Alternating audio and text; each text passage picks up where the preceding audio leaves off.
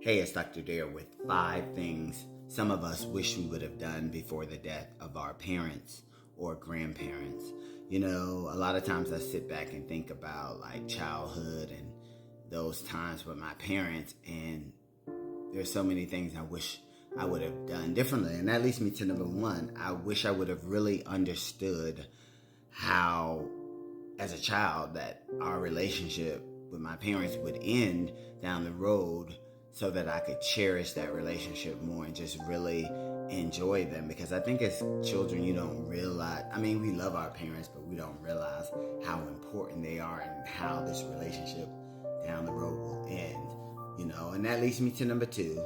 But on the flip side of that, I'm kind of glad we don't realize that it will end, because then, that could make us be sad all the time. And that leads me to number two. Just spent more quality time with them. The times that I was busy running around with friends and doing other stuff, I wish that I would have spent more quality time with my parents. And that leads me to number three. This comes back into that childhood stage where you wish you would have respected and cherished them more. We all went through that time, but I didn't really do that. But talking back to your parents and all of that stuff, you wish you could just take all of that stuff back. And they knew you loved them, but you wish as an adult, once they're gone, you wish you wouldn't have had to go through that with them, and that you would have respected and cherished them more.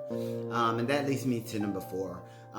Celebrated them more, just brought them flowers and took them out to dinner and made sure they knew that they were the apple of your eye and all of those things.